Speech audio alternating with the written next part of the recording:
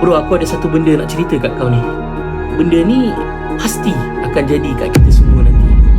Tak lambat, tak cepat, dia akan sampai. Mati itu perkara yang paling pasti dalam hidup ni. Tapi apa yang aku rasa tenang bila fikir pasal mati, setiap hari Allah masih bagi kita peluang untuk berubah. Allah masih bagi kita bernafas untuk baiki apa yang patut.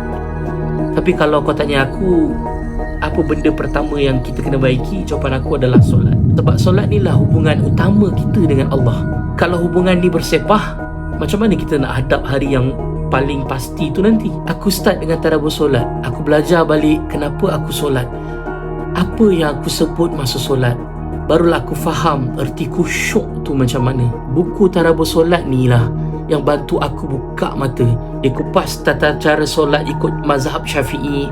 Santai je bahasa dia. Siap ada tutorial video lagi. Jangan tunggu mati baru nak berubah. Hari ni kita masih ada masa lagi. Dapatkan buku ni di Beg Kuning sekarang. Jom kita tadabbur solat sama-sama.